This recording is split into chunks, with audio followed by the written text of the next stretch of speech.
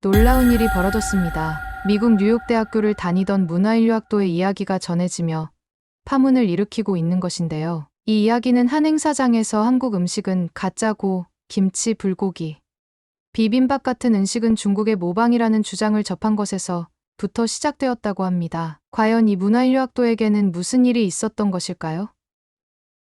지금 바로 알아보겠습니다. 안녕하세요. 여러분, 엘리자벳이라고 합니다. 러시아 출신이고 지금은 뉴욕대에서 문화인류학을 공부하고 있어요. 제가 오늘 여러분께 들려드릴 이야기는 정말 믿기지 않을 정도로 충격적인 경험이었습니다. 뉴욕대에서 한국 음식이 가짜라는 주장이 나왔고 그 자리에서 제가 직접 겪은 일들을 솔직하게 나눠볼까 해요. 저는 어릴 때부터 다양한 문화와 음식에 관심이 많았어요. 특히 한국의 발효 문화와 공동체적 식문화는 정말 매력적이었죠. 한국 드라마를 보면서 김치를 담그는 장면, 온 가족이 모여 비빔밥을 먹는 모습, 이런 것들이 제 마음을 사로잡았습니다. 모스크바에서 자란 저에게 한국 음식은 너무나 새롭고 신비로웠어요. 한국 음식은 단순한 맛이 아니라 역사와 정신이 담긴 문화예요. 이것이 제 논문 주제였습니다. 그래서 뉴욕대에서 한국 음식 축제 준비위원으로 지원했을 때 정말 기뻤어요. 다양한 국적의 학생들과 함께 한국 요리의 매력을 알리는 일은 제게 큰 의미가 있었습니다. 김치 부스는 어떻게 꾸밀까요? 발효 과정을 보여주는 사진을 붙이면 어떨까요? 제 제안에 모두들 흔쾌히 동의했죠. 불고기, 잡채, 비빔밥 등 다양한 부스를 준비하면서 저희는 밤낮 없이 일했어요. 특히 제가 담당한 불고기 부스는 한국 전통 양념법을 그대로 재현하기 위해 정말 많은 공을 들였습니다. 축제 당일, 캠퍼스는 한국 음식의 향기로 가득 찼어요. 학생들은 줄을 서서 김치를 맛보고 불고기에 감탄했죠. 와, 이건 정말 특별해. 이런 맛은 처음이야. 반응이 정말 좋았습니다. 그 순간만큼은 제가 한국인이 된 것 같은 자부심도 느꼈어요. 특히 기억에 남는 건 할머니에게 배운 김치 레시피를 공유한 한국 유학생 지민이었어요. 우리 할머니는 배를 갈아 넣어요. 그게 비법이죠. 지민의 말에 모두가 귀를 기울였습니다. 그 순간 음식이 단순한 먹거리가 아니라 세대를 잇는 문화의 매개체라는 걸 다시 한번 느꼈어요. 축제는 예상보다 훨씬 성공적이었습니다. 심지어 뉴욕 현지 방송에서도 취재를 왔어요. 한류의 중심에 있는 K푸드, 이제 뉴욕 캠퍼스를 사로잡다라는 제목으로 뉴스에도 나왔죠. 그때까지만 해도 저는 이 축제가 문화 교류의 아름다운 장이 될 거라고 기대했어요. 하지만 축제 막바지에 들려온 소문이 있었습니다. 중국인 교환학생이 한국 음식은 중국에서 유래했다며 비하 발언을 퍼뜨리고 있다는 거였어요. 처음엔 단순한 오해려니 생각했죠. 문화는 서로 영향을 주고받는 거니까요. 하지만 그 소문은 점점 커져갔고 저는 불안한 예감을 떨칠 수 없었습니다. 괜찮아. 이건 그저 작은 오해일 뿐이야. 자신에게 계속 되뇌었지만 마음 한구석에선 뭔가 큰일이 일어날 것 같은 느낌이 들었어요. 그리고 그 예감은 정확히 맞아떨어졌습니다. 축제의 마지막 날, 모든 것이 뒤바뀌는 순간이 찾아왔죠. 축제의 마지막 날이었어요. 모두가 행복한 표정으로 한국 음식을 즐기는 그 순간, 갑작스러운 고성이 들려왔습니다. 이건 다 가짜야. 한국 음식은 중국 음식의 모방품일 뿐이라고. 순간 주변이 조용해졌어요. 모두의 시선이 한 사람에게 집중됐죠. 류웨이, 중국에서 온 교환학생이었습니다. 류웨이는 불고기 부스 앞에 서서 거의 소리를 지르다시피 말하고 있었어요. 김치. 그거 우리 중국의 파오차이에서 베낀 거예요. 불고기. 황제 연회에서 나오던 요리를 그냥 따라한 거라고. 저는 그 자리에 얼어붙었어요. 갑작스러운 상황에 어떻게 대처해야 할지 몰랐습니다. 지민이 충격받은 표정으로 저를 바라봤죠. 다른 학생들도 당황한 기색이 역력했어요. 축제의 즐거운 분위기가 순식간에 긴장감으로 바뀌었습니다. 류웨이는 계속해서 목소리를 높였어요. 한국 사람들은 중국 음식을 훔쳐 자기네 것이라고 우기는 거예요. 역사를 제대로 공부해봐요. 그때 제 마음속에서 뭔가 움직였어요. 평소에 저라면 그냥 지나쳤을 상황이었지만 한국 음식과 문화에 대한 애정이 저를 움직이게 했습니다. 조심스럽게 류웨이에게 다가갔어요. 류웨이, 혹시 구체적인 역사적 근거가 있나요? 모든 문화는 서로 영향을 주고받으며 발전해왔잖아요. 제 질문에 류웨이는 잠시 당황한 듯했지만 곧 더 강하게 반박했어요. 역사적 근거. 역사 자체가 근거예요. 당나라 시대부터 우리 중국은 이미 이런 요리들을 다 개발했어요. 한국은 그저 변방 국가였을 뿐이죠. 저는 침착하게 대응하려 노력했습니다. 음식 문화는 그렇게 단순하게 정의할 수 없지 않을까요? 각 나라마다 고유한 맛과 조리법이 있잖아요. 그렇게 제가 대화를 시도하는 사이 주변에는 학생들이 모여들기 시작했어요. 어떤 학생들은 류웨이의 말에 동조하는 눈치였고 또 다른 학생들은 불편한 표정을 짓고 있었죠. 특히 한국 유학생들은 상처받은 기색이 역력했습니다. 지민이 조용히 제 옆으로 다가와 속삭였어요. 엘리자벳, 괜찮아요. 그냥 내버려 두세요. 이런 논쟁은 항상 있어 왔어요. 하지만 저는 그럴 수 없었어요. 단순한 음식 논쟁이 아니라 한 문화에 대한 존중과 이해의 문제였으니까요. 그래서 제안했어요. 내일 학술 세션이 있잖아요. 거기서 전문가들과 함께 이야기를 나눠보는 건 어떨까요? 류웨이는 잠시 생각하더니 도전적인 표정으로 대답했습니다. 좋아요. 그곳에서 제가 확실한 증거를 보여드릴게요. 축제는 그렇게 불편한 공기 속에서 마무리됐어요. 저는 그날 밤 잠을 이루지 못했습니다. 류웨이의 주장이 계속 머릿속을 맴돌았어요. 정말 한국 음식은 중국 음식의 모방일 뿐일까? 내가 알고 있던 한국 음식의 역사는 잘못된 거였을까? 의문이 꼬리에 꼬리를 물었지만 한 가지 확실한 것은 있었어요. 저는 진실을 알고 싶었습니다. 그리고 만약 내가 잘못 알고 있었다면 기꺼이 인정할 준비도 되어 있었죠. 문화인류학도로서 객관적인 시각을 잃지 않는 것이 중요하니까요. 다음 날 아침, 저는 학술 세션 장소로 향했습니다. 마음속으로는 여전히 불안했지만 동시에 이 논쟁이 건설적인 방향으로 흘러가길 바랐어요. 류웨이도 이미 그곳에 와 있었고 주변에는 몇몇 중국 유학생들이 함께였죠. 오늘 진실이 밝혀질 거예요. 류웨이가 저를 보고 말했습니다. 그의 눈빛에서 확신이 느껴졌어요. 저는 그저 미소로 답했습니다. 내 안에는 여전히 의문이 가득했지만 한 가지 확신이 있었어요. 이 논쟁을 통해 우리 모두가 조금 더 넓은 시각으로 문화를 바라볼 수 있게 되길 바랐습니다. 그리고 그 첫 단계는 서로의 말에 귀 기울이는 것이라고 생각했어요. 학술 세션이 시작되고 저는 깊은 숨을 들이마셨습니다. 이제 진실의 무대가 펼쳐질 차례였으니까요. 학술 세션은 예상보다 훨씬 많은 사람들로 가득 찼어요. 어제의 사건이 소문이 났는지 평소보다 2배는 많은 학생들이 모여 있었습니다. 앞자리에는 미국인 요리사 출신의 그레이스 밀러 교수님과 한국에서 오신 음식사 전문가 김 교수님이 자리하고 계셨어요. 저는 조금 떨리는 마음으로 중간쯤 자리를 잡았습니다. 류웨이는 자신감 넘치는 표정으로 앞쪽에 앉아 있었어요. 그의 주변으로 중국 유학생들이 자리를 잡았고 반대편에는 지민을 포함한 한국 학생들이 모여 있었죠. 마치 보이지 않는 선이 그어진 것 같았어요. 오늘은 한국 음식의 역사와 문화적 의미에 대해 이야기해보려 합니다. 그레이스 교수님의 말로 세션이 시작됐어요. 음식은 단순한 영양 공급원이 아니라 한 민족의 역사와 정체성을 담고 있는 문화적 산물입니다. 김 교수님이 이어받으셨어요. 한국의 발효식품, 특히 김치는 한반도의 기후와 자연환경에 적응하며 발전해온 지혜의 결정체입니다. 삼국시대부터 그 기록이 남아있죠. 슬라이드에는 고구려 고분벽화에 그려진 음식 저장 장면, 조선시대 문헌에 기록된 김치 제조법 등이 차례로 나타났어요. 저는 집중해서 듣고 있었습니다. 그런데 갑자기 류웨이가 손을 들었어요. 질문이 있습니다. 그의 목소리는 단호했어요. 김치에 고춧가루를 넣기 시작한 건 17세기 이후라고 하는데 그건 중국에서 이미 유사한 발효식품을 만들고 있었다는 증거 아닌가요?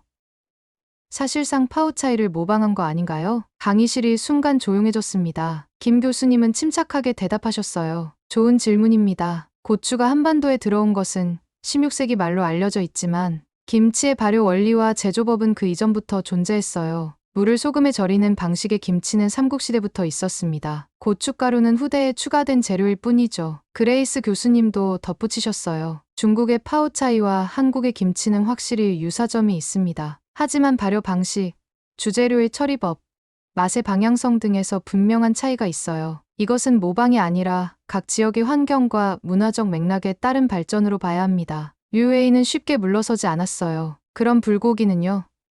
한국인들이 주장하는 것처럼 고유한 요리인가요? 중국 황실 연회에서 제공되던 고기 요리와 너무 비슷하지 않나요? 이번에는 그레이스 교수님이 대답하셨습니다. 불고기의 조리법과 양념은 중국 요리와는 확실히 다릅니다. 간장, 설탕, 배즙 등을 섞는 한국의 양념 방식은 독특하죠. 물론 문화 교류 과정에서 영향을 주고받았을 수 있지만 그것을 단순히 모방이라고 하는 건 적절하지 않아요. 저는 이 모든 설명을 꼼꼼히 메모하고 있었어요. 류웨이의 질문들은 도발적이었지만 교수님들의 답변은 항상 학술적이고 균형 잡혀 있었습니다. 그런데 류웨이가 갑자기 자리에서 일어났어요. 한국 음식엔 독자적인 건 하나도 없어요. 그의 목소리가 높아졌습니다. 비빔밥은 중국의 헛구어를 변형한 거고, 갈비찜은 당나라 소갈비 요리에서 온 거예요. 이건 학문적 사실이에요. 김 교수님은 여전히 침착하셨어요. 류웨이 학생, 문화는 고립되어 발전하지 않습니다. 상호 영향과 재해석의 결과이죠. 중국 요리가 한국 음식에 영향을 준 부분이 있는 건 사실이에요. 마찬가지로 한국 음식도 독자적인 발전 과정을 거쳤고요. 그레이스 교수님이 화면을 전환하셨어요. 이것은 고려시대 문헌에 기록된 비빔밥의 원형입니다. 헛구어와는 재료 구성과 조리법이 명확히 다르죠. 류웨이는 뭔가 더 말하려는 듯했지만 그 순간 다른 학생이 손을 들었어요. 뉴욕 출신의 제이슨이었습니다. 저는 두 나라 음식을 다 좋아하는 입장에서 질문드립니다. 왜 우리는 누구 것이다, 베꼈다라는 프레임으로만 봐야 하나요? 각각의 문화적 가치를 인정하면서 그 다양성을 즐길 수는 없을까요? 제이슨의 질문에 강의실에 잠시 침묵이 흘렀어요. 저는 그 순간 마음속으로 그에게 감사했습니다. 바로 제가 하고 싶었던 말이었으니까요. 그레이스 교수님이 미소를 지으셨어요. 정확히 그렇습니다. 음식 문화는 국경을 초월해 서로 영향을 주고받으며 발전해왔어요. 그 과정에서 각 민족의 고유한 정체성이 담긴 요리가 탄생한 거죠. 세션이 끝나고 나오면서 저는 복잡한 감정에 휩싸였습니다. 학술적으로는 많은 것을 배웠지만 류웨이의 태도는 여전히 강경했어요. 그가 진실을 받아들일 준비가 되어 있을지 저는 의문이었습니다. 하지만 포기할 수는 없었어요. 이제 불고기 체험 부스에서 그를 다시 만날 예정이었으니까요. 학술 세션이 끝난 후 캠퍼스 중앙 광장에서는 한식 체험 행사가 이어지고 있었어요. 저는 미리 준비해온 불고기 재료를 꺼내며 부스를 정리했습니다. 마음 한켠으로는 류웨이가 또 나타나 문제를 일으키지 않을까 걱정됐어요. 그런데 걱정이 현실이 되고 말았습니다. 여기서도 가짜 역사를 퍼뜨리고 있군요. 류웨이의 목소리였어요. 그는 제 불고기 부스 앞에 당당히 서서 주변 학생들에게 말하고 있었습니다. 이 불고기라는 요리, 사실은 중국 북방 유목민들의 고기 요리에서 온 거예요. 한국인들이 자기네 고유 문화라고 우기는 것뿐이죠. 저는 깊게 한숨을 내쉬었어요. 이번에는 조금 다른 접근법이 필요하다고 느꼈습니다. 류웨이, 한번 직접 맛보고 이야기해볼래요? 맛은 거짓말을 못하니까요. 류웨이는 잠시 망설이는 듯했어요. 그러다 주변 학생들의 시선을 의식했는지 결국 수저를 들었습니다. 좋아요. 어차피 중국 요리와 어떻게 다른지 보여드릴 수 있으니까요. 그가 불고기를 한 입 빼어 물었을 때의 표정이 아직도 생생해요. 놀란 듯한, 그러면서도 뭔가 인정하기 싫은 듯한 미묘한 표정이었죠. 하지만 그의 눈빛이 순간 달라진 것을 저는 놓치지 않았어요. 어떤가요? 저는 조심스럽게 물었습니다. 중국 고기 요리와는 다르긴 하네요. 류웨이가 마지못해 인정했어요. 좀 더 달고 부드럽네요. 주변에 모여있던 학생들 사이에서 작은 웃음이 퍼졌어요. 누군가 맛은 거짓말을 안 한다니까 라고 외쳤고 분위기가 조금 누그러졌습니다. 하지만 류웨이는 곧 자세를 바로 했어요. 그렇다고 해서 내 주장이 틀린 건 아니에요. 역사적 사실은 변하지 않아요. 비빔밥은 여전히 헛구어에서 영향을 받은 거고 갈비찜도 당나라 요리의 변형이에요. 그때 학술 세션에서 만났던 제이슨이 다가왔어요. 그렇게 따지면 피자도 그리스의 플랫브레드에서 온 거고 햄버거도 몽골 기병대의 고기 요리에서 온 거라고 할 수 있잖아. 근데 지금 피자는 이탈리아 음식이고 햄버거는 미국 음식으로 인정받고 있어. 류웨이는 잠시 말문이 막힌 듯했어요. 그러다 다시 말을 이었습니다. 그건 다른 문제예요. 우리는 지금 한국과 중국의 관계를 이야기하는 거예요. 저는 기회를 놓치지 않았어요. 바로 그 점이에요. 류웨이, 왜 한국과 중국 사이에서만 이런 논쟁이 생기는 걸까요? 음식은 국경을 넘나들며 발전해왔어요. 중요한 건 누가 먼저냐가 아니라 각 문화가 어떻게 그 음식에 고유한 정체성을 부여했는지 아닐까요? 류웨이는 저를 뚫어지게 바라봤어요. 그의 눈에서 혼란스러움이 느껴졌습니다. 아마도 내부적으로 갈등하고 있는 듯했어요. 당신은 러시아 사람이면서 왜 한국 편을 드는 거예요? 중국과 러시아는 더 가까운 관계인데. 그 질문은 저를 잠시 당황하게 했어요. 하지만 곧 제 마음의 답을 찾았습니다. 저는 어느 누구의 편도 들고 있지 않아요. 저는 그저 문화의 다양성과 고유성을 존중하고 싶을 뿐이에요. 그리고 진실을 알고 싶고요. 그 순간 갑자기 다른 중국 학생이 나서서 류웨이의 어깨를 두드렸어요. 웨이, 이제 그만하자. 내가 하고 싶은 말은 다 했잖아. 류웨이는 잠시 망설이다가 고개를 끄덕였어요. 그리고는 더 이상 아무 말도 하지 않고 그 자리를 떠났습니다. 주변의 학생들도 하나둘씩 흩어지기 시작했어요. 지민이 제게 다가와 속삭였어요. 정말 대단해요. 엘리자벳, 저였다면 그렇게 침착하게 대응하지 못했을 거예요. 저는 쓸쓸하게 웃었습니다. 사실 속으론 많이 긴장했어요. 하지만 중요한 건 진실과 상호 존중이잖아요. 불고기 부스를 정리하면서 저는 오늘의 사건을 곱씹어봤어요. 류웨이의 주장에는 일부 사실이 있었을지도 모릅니다. 문화는 분명 서로 영향을 주고받으니까요. 하지만 그것을 모방이나 가짜라고 단정 짓는 건 너무 단순한 시각이라는 생각이 들었어요. 한식의 고유한 맛과 철학, 그리고 그것을 둘러싼 공동체의 문화, 이런 것들은 단순히 다른 나라의 요리를 베낀 것으로 설명할 수 없는 깊이가 있었습니다. 제가 공부해온 문화인류학적 관점에서도 음식은 한 민족의 정체성과 역사를 담는 중요한 매개체였으니까요. 하지만 이런 생각에 잠겨 있을 때 전혀 예상치 못한 소식이 들려왔어요. 제 친구 사라가 급하게 달려와 말했습니다. 엘리자벳, 아나스타샤에 대한 소식 들었어? 아나스타샤? 러시아에서 온 유튜버 말이야. 저는 궁금해졌어요. 아나스타샤는 저처럼 러시아 출신이었고 한국 문화를 소개하는 인기 유튜버였습니다. 응. 그 아나스타샤, 지금 큰일이 났대. 그녀의 영상이 조작돼서 중국을 찬양하는 가짜 영상으로 퍼지고 있어. 그 말을 들은 순간 저는 등골이 오싹해졌어요. 오늘의 논쟁이 단순한 학교 행사에서의 충돌이 아닐지도 모른다는 생각이 들었습니다. 뭐라고? 저는 사라의 말을 제대로 이해하지 못했어요. 아나스타샤의 영상이 어떻게 됐다고? 사라는 자신의 휴대폰을 꺼내 보여줬어요. 여기 봐. 아나스타샤가 원래 한국 김치에 대해 설명하던 영상인데 누군가가 이걸 편집해서 김치는 중국에서 온 파오차이의 변형이라고 말하는 것처럼 만들었어. 제 눈앞에 펼쳐진 영상은 충격적이었어요. 아나스타샤의 목소리와 입 모양이 어색하게 매치되어 있었지만 기술이 꽤 정교해. 얼핏 보면 진짜처럼 보였습니다. 그녀가 사실 김치의 원조는 중국의 파오차이입니다 라고 말하는 장면이 반복해서 재생됐어요.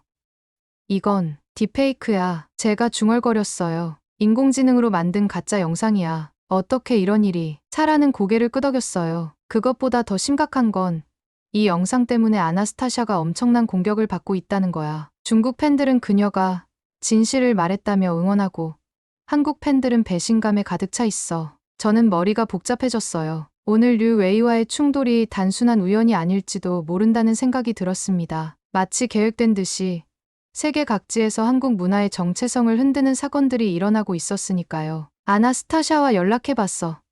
제가 물었어요. 사라는 고개를 저었어요. SNS도 다 비공개로 돌렸고 연락이 안 돼. 소문에 의하면 중국 남성 팬들이 무분별한 메시지를 보내고 심지어 해커가 그녀의 집 주소를 유출했다고 해. 뭐라고? 저는 소름이 돋았어요. 그건 완전 스토킹이잖아. 그때 지민이 다가왔어요. 무슨 일이에요? 저희는 지민에게 상황을 설명했고 지민은 깊은 한숨을 내쉬었어요. 이런 일이 처음은 아니에요. 최근 몇 년간 한국 문화에 대한 이런 종류의 공격이 계속되고 있어요. 특히 온라인에서요. 저는 마음이 무거워졌어요. 단순한 음식 문화 논쟁이 이렇게 위험한 방향으로 흘러갈 수 있다니. 그때 사라가 제안했어요. 류웨이와 다시 한번 대화해보는 게 어때? 내가 중국 요리도 공부했으니까 함께 자료를 비교해보자고 제안해볼 수 있을 것 같아. 저는 망설였어요. 류웨이의 완강한 태도를 생각하면 대화가 통할 것 같지 않았거든요. 하지만 사라의 제안이 마지막 희망처럼 느껴졌습니다. 다음 날 우리는 도서관에서 류웨이를 만났어요. 예상과 달리 그는 생각보다 차분한 모습이었습니다. 어제는 조금 감정적이었던 것 같아요. 류웨이가 먼저 말을 꺼냈어요. 다른 학생들 앞에서 체면을 구기고 싶지 않았던 거예요. 저는 놀랐지만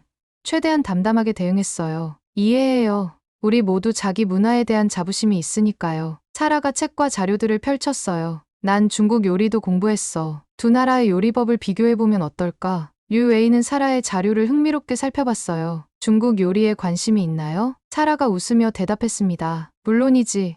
중국 요리는 세계에서 가장 오래되고 다양한 요리 중 하나잖아. 특히 사천 요리의 마라향은 정말 매력적이야. 류웨이의 표정이 조금 누그러졌어요. 누군가 자신의 문화를 진심으로 인정해주는 데 대한 안도감이 느껴졌습니다. 사라가 계속해서 설명했어요. 여기 봐. 중국의 파오차이와 한국의 김치는 분명한 공통점이 있어. 둘 다 발효식품이고 채소를 소금에 절이는 과정이 있지. 하지만 발효 방식과 맛의 방향성은 확연히 달라. 류웨이는 자료를 자세히 살펴보더니 고개를 끄덕였어요. 맞아요. 파오차이는 신맛이 강하고 김치는 좀 더 복합적인 맛이 있죠. 지민이 조심스럽게 끼어들었어요. 한국 김치는 젓갈을 사용하는 것도 큰 특징이에요. 이건 중국 요리에서는 찾아보기 힘든 방식이죠. 류웨이는 잠시 생각에 잠겼어요. 그러다 입을 열었습니다. 사실 완전히 동의하진 않지만 자료는 흥미롭네요. 좀 더 공부해봐야겠어요. 그 순간은 작은 승리처럼 느껴졌어요. 류웨이가 자신의 견해를 완전히 바꾸진 않았지만 적어도 대화의 가능성이 열린 거니까요. 무조건적인 반박에서 좀 더 공부해봐야겠다는 말로 바뀐 것만으로도 큰 진전이었습니다. 회의가 끝나고 저는 류웨이에게 다가갔어요. 내일 갈비찜 체험 행사도 있어요. 한번 와볼래요? 맛보면 또 다른 느낌을 받을 수 있을 거예요. 류웨이는 잠시 망설이다가 고개를 끄덕였어요. 좋아요. 가보겠습니다. 저는 그가 떠난 후 깊은 숨을 내쉬었어요. 아직 완전한 화해라고 할 수는 없었지만 작은 변화의 씨앗은 심어진 듯 했습니다. 하지만 아나스타샤의 소식은 여전히 저를 불안하게 했어요. 그녀에게 무슨 일이 일어나고 있는 걸까요? 그날 밤 저는 아나스타샤에게 메시지를 보냈습니다. 괜찮니? 도움이 필요하면 언제든지 연락해. 하지만 답장은 오지 않았어요. 그리고 다음 날 더 충격적인 소식이 들려왔습니다. 다음 날 아침 저는 사라에게서 다급한 전화를 받았어요. 엘리자벳, 뉴스 봤어? 아나스타샤가 폭로 영상을 올렸어. 저는 바로 유튜브를 열었어요. 아나스타샤의 채널에는 새 영상이 올라와 있었습니다. 제목은 진실을 말하겠습니다 였어요. 떨리는 마음으로 재생 버튼을 눌렀습니다. 안녕하세요.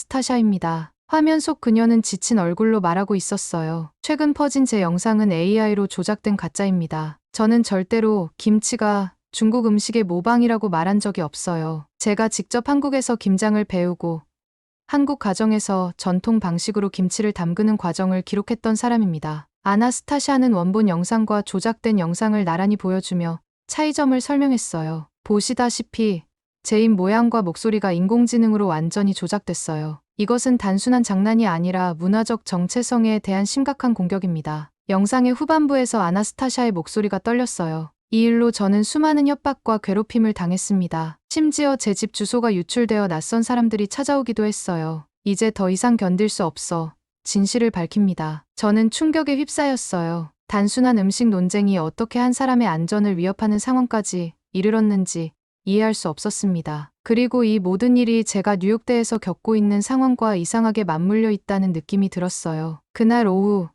갈비찜 체험 행사장에서 류웨이를 다시 만났습니다. 그는 약속대로 왔지만 표정이 어두워 보였어요. 괜찮아요.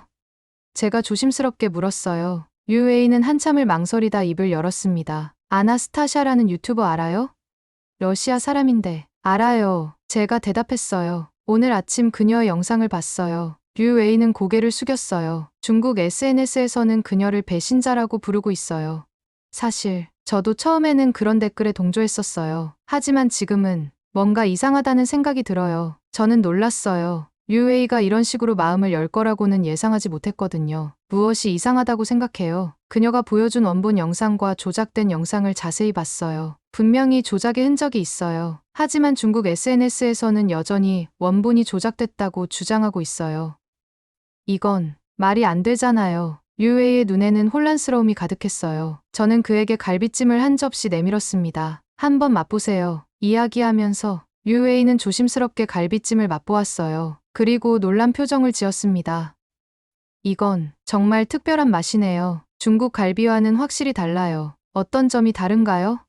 제가 물었어요. 달콤하면서도 짠맛이 적절히 어우러져 있어요. 그리고 육질이 정말 부드럽네요. 중국 갈비는 좀 더 짜고 양념 맛이 강한 편이에요. 류웨이가 솔직하게 대답했어요. 저는 미소 지었어요. 음식은 문화의 거울이라고 해요. 같은 재료를 써도 조리법과 양념에 따라 완전히 다른 요리가 탄생하죠. 류웨이는 갈비를 하나 더 집으며 고개를 끄덕였어요. 맞아요.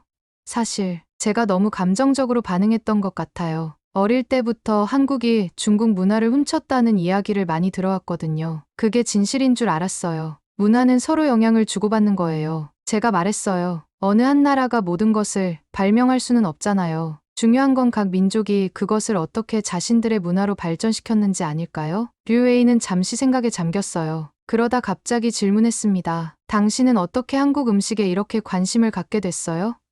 러시아 사람인데 음식은 국경이 없으니까요. 제가 웃으며 대답했어요. 저는 모스크바에서 자랐지만 대학 시절 한국 유학생 기숙사 옆방에 살았어요. 그 친구가 김치찌개를 끓여 나눠줬는데 그 맛이 잊혀지지 않았어요. 그때부터 한국 음식을 공부하기 시작했죠. 류웨이는 진지하게 고개를 끄덕였어요. 저도 사실은 한국 음식 좋아해요. 특히 떡볶이요. 너무 맵지만 그 맵고 달콤한 맛이 중독적이에요. 우리의 대화는 예상보다 훨씬 부드럽게 흘러갔어요. 류웨이가 완전히 마음을 바꾼 것은 아니었지만 적어도 대화할 수 있는 상대가 된 것 같았습니다. 음식이 만든 작은 변화의 순간이었어요. 하지만 제 마음 한구석에는 여전히 아나스타샤에 대한 걱정이 자리 잡고 있었습니다. 그녀의 영상에 달린 댓글들은 여전히 악의적이었고 심지어 일부는 직접적인 협박까지 담고 있었어요. 그녀는 지금 어떤 상황에 처해 있을까요? 그날 저녁, 저는 다시 한번 아나스타샤에게 메시지를 보냈어요. 그리고 이번에는 짧지만 암울한 답장이 돌아왔습니다. 고마워, 엘리자벳. 하지만 이제 모든 건 끝났어. 유튜브도 그만두고 SNS도 다 삭제할 거야. 더 이상 견딜 수 없어. 저는 갑자기 큰 책임감을 느꼈어요. 아나스타샤의 이야기가 사라져서는 안 된다고 생각했습니다. 그녀가 겪은 일은 단순한 개인의 문제가 아니라 우리 시대의 문화 갈등과 정체성에 관한 중요한 증언이었으니까요. 내일은 한식 축제의 마지막 날이었어요. 저는 이 기회를 통해 아나스타샤의 이야기를 세상에 알려야겠다고 결심했습니다. 그것이 제가 할 수 있는 최소한의 일이라고 생각했어요. 한식 축제 마지막 날, 캠퍼스는 축제의 열기로 가득했어요. 다양한 한국 음식 부스가 설치되었고 많은 학생들이 즐거운 표정으로 음식을 맛보고 있었습니다. 하지만 제 마음은 무거웠어요. 아나스타샤의 상황이 계속 머릿속을 맴돌았으니까요. 저는 축제의 마무리 행사로 계획된 세계 속의 한식 토크 세션에서 발표를 맡게 되었어요. 원래는 한국 음식의 세계화에 대해 이야기할 예정이었지만 계획을 바꿨습니다. 아나스타샤의 이야기를 공유하기로 마음먹었어요. 여러분, 오늘 저는 예정된 주제와 조금 다른 이야기를 나누고 싶습니다. 마이크 앞에 선 저는 떨리는 목소리로 말을 시작했어요. 음식은 단순한 먹거리가 아니라 문화의 핵심이자 정체성의 상징입니다. 그리고 때로는 문화 전쟁의 최전선이 되기도 하죠. 청중들이 궁금한 표정으로 저를 바라봤어요. 류웨이도 그 중에 있었습니다. 그의 표정은 읽기 어려웠어요. 제 친구 아나스타샤의 이야기를 들려드릴게요. 저는 깊은 숨을 들이마시고 계속했습니다. 그녀는 저처럼 러시아 출신으로 한국 문화를 사랑하는 유튜버였어요. 그런데 최근 그녀의 영상이 AI로 조작되어 그녀가 김치는 중국에서 온 것이라고 말하는 것처럼 변형된 영상이 퍼졌습니다. 스크린에 아나스타샤의 원본 영상과 조작된 영상을 나란히 보여줬어요. 청중들 사이에서 놀란 탄성이 흘러나왔습니다. 이 조작된 영상 때문에 아나스타샤는 양쪽에서 모두 공격을 받았어요. 한국 팬들은 그녀가 배신자라고 생각했고 일부 중국 남성들은 그녀에게 부적절한 메시지를 보내기 시작했죠. 심지어 해커가 그녀의 집 주소를 유출했고 낯선 사람들이 찾아오는 스토킹 피해까지 당했어요. 발표를 이어가면서 저는 아나스타샤가 겪은 고통에 대해 자세히 설명했어요. 경찰에 신고했지만 인터넷상의 괴롭힘은 쉽게 멈추지 않았고 오히려 더 악화되었다는 사실도 말했습니다. 아나스타샤는 진실을 밝히는 영상을 올렸지만 이미 퍼진 가짜 영상의 영향력을 막기에는 역부족이었어요. 일부 중국인들은 그녀의 해명을 받아들였지만 대부분은 여전히 악플로 그녀를 공격했습니다. 제 목소리가 조금 떨렸어요. 결국 그녀는 심리적 압박감을 이기지 못하고 유튜브 채널을 폐쇄했어요. 모든 SNS도 삭제했고 러시아의 작은 시골로 이주했다고 합니다. 강당은 무거운 침묵에 잠겼어요. 저는 잠시 말을 멈추고 청중들의 반응을 살폈습니다. 많은 학생들이 충격받은 표정이었고 일부는 분노를 감추지 못하는 것 같았어요. 이 이야기를 전하는 이유는 문화 정체성을 둘러싼 논쟁이 얼마나 위험한 방향으로 흐를 수 있는지 보여주기 위해서입니다. 한국 음식이 중국의 영향을 받았는지 아니면 독자적으로 발전했는지를 토론하는 것은 학문적으로 가치 있는 일이에요. 하지만 그것이 혐오와 폭력으로 이어져서는 안 됩니다. 그때 갑자기 류웨이가 자리에서 일어났어요. 저는 순간 긴장했습니다. 그가 또 논쟁을 벌이려나 걱정됐거든요. 하지만 그의 말은 예상과 달랐어요.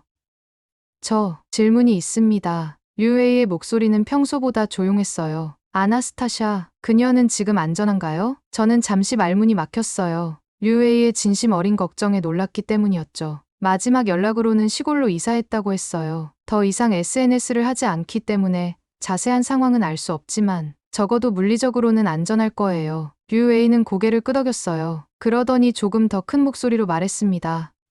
저는 처음에 그녀의 원본 영상이 조작되었다고 생각했어요. 중국 SNS에서 모두 그렇게 말했으니까요. 하지만 어제 두 영상을 자세히 비교해봤어요. 그리고 조작된 건 분명히 두 번째 영상이라는 걸 알게 됐습니다. 강당에 잠시 정적이 흘렀어요. 류웨이의 고백은 많은 사람들에게 충격이었습니다. 특히 중국 유학생들 사이에서 작은 소란이 일었어요. 류웨이는 계속해서 말했습니다.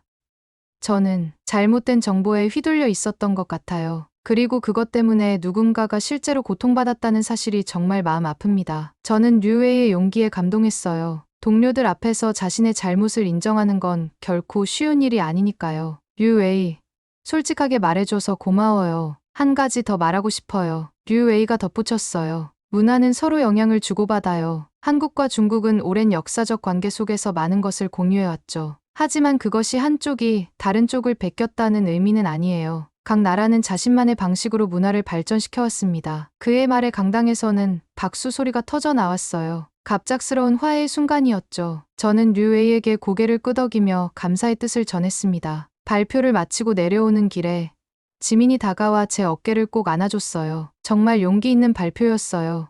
엘리자벳, 아나스타샤의 이야기가 많은 사람들에게 울림을 주었을 거예요. 저는 미소 지었지만 마음 한구석에는 여전히 걱정이 남아 있었어요. 아나스타샤는 정말 괜찮을까? 그리고 이런 문화 갈등은 앞으로 어떻게 해결될 수 있을까? 한 가지 확실한 것은 오늘의 작은 대화가 변화의 시작점이 될 수 있다는 희망이었습니다. 축제가 끝나고 일주일이 지났어요. 뉴욕의 가을 하늘은 맑았지만 제 마음은 여전히 복잡했습니다. 아나스타샤에게서는 더 이상 연락이 없었고 축제 후 캠퍼스 분위기도 미묘하게 변했어요. 한국 음식을 둘러싼 논쟁은 잠잠해졌지만 그 자리에 남은 긴장감은 여전했습니다. 그날 저는 도서관에서 논문을 쓰고 있었어요. 문화 정체성과 음식의 관계에 대한 내용이었죠. 갑자기 누군가가 제 옆에 앉았습니다. 고개를 들어보니 류웨이였어요. 안녕하세요, 엘리자벳. 류웨이가 조용히 인사했어요. 방해해서 미안해요. 잠깐 이야기할 수 있을까요? 저는 노트북을 살짝 닫았어요. 물론이죠. 무슨 일이에요? 류웨이는 자신의 노트북을 열더니 하나의 이메일을 보여줬어요. 어제 이런 메일을 받았어요. 아나스타샤에게서요. 저는 놀라서 류웨이를 바라봤어요. 아나스타샤가 당신에게 연락했다고요? 네. 류웨이가 고개를 끄덕였어요. 제가 축제 마지막 날 한 말이 온라인에 퍼졌나 봐요. 그걸 보고 저에게 메일을 보냈더라고요. 이메일에는 이렇게 적혀 있었습니다. 류웨이님, 제 사건에 대해 진실을 말해주셔서 감사합니다. 당신의 용기가 저에게 큰 위로가 되었어요. 문화는 서로를 이해하는 다리가 되어야지 분열의 도구가 되어서는 안 된다고 생각합니다. 감사합니다. 아나스타샤. 와, 저는 감동했어요. 아나스타샤가 연락했다니 다행이네요. 그녀는 괜찮은가요? 류웨이는 미소를 지었어요. 메일에 따르면 이제 시골에서 조용히 지내고 있다고 해요. 유튜브는 그만뒀지만 작은 커뮤니티, 라디오에서 다양한 나라의 음식 문화에 대해 이야기하는 프로그램을 시작했다고 합니다. 그리고 류웨이가 잠시 말을 멈추더니 제 눈을 바라봤어요. 저도 무언가 고백할 게 있어요. 사실 제가 한국 음식에 대해 그렇게 강하게 반응했던 이유는 개인적인 이유도 있었어요. 어떤 이유요?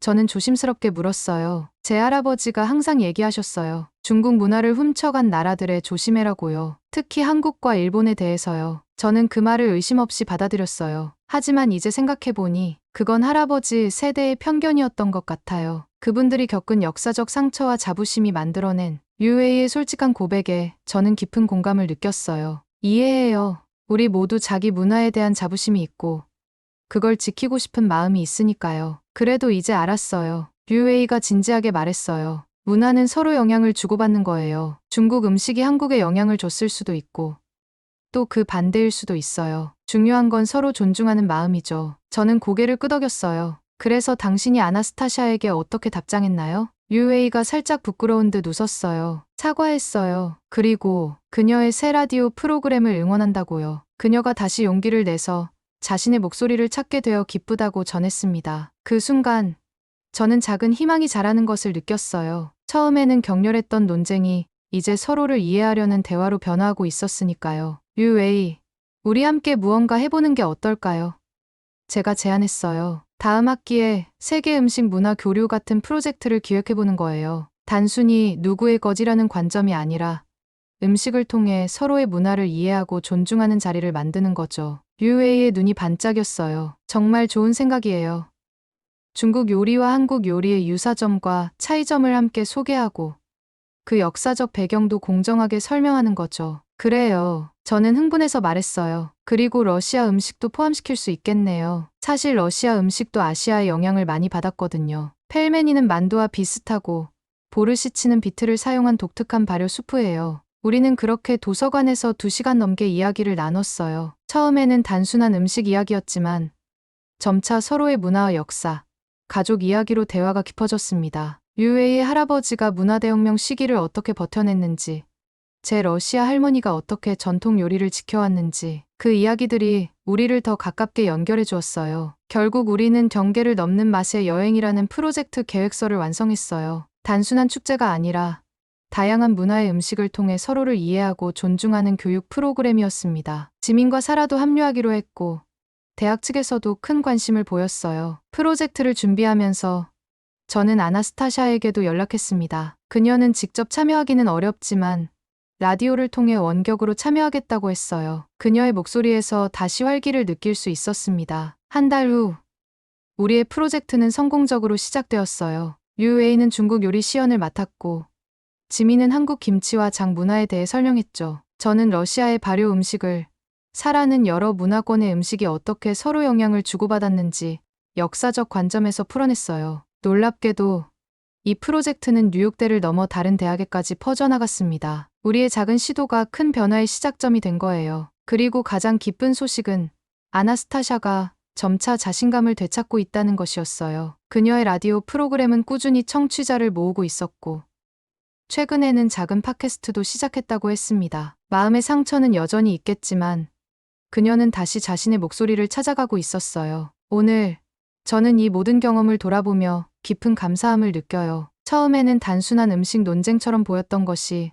사실은 문화적 정체성, 역사적 인식, 그리고 상호 존중에 관한 더 깊은 이야기였다는 것을 알게 되었으니까요. 한국 음식은 가짜가 아니었어요. 중국 음식도 그렇고요. 모든 문화는 자신만의 독특한 역사와 정체성을 가지고 있으면서도 서로 영향을 주고받으며 발전해왔습니다. 중요한 건 그 다양성을 인정하고 존중하는 마음이었어요. 여러분, 오늘 제 이야기가 어떠셨나요?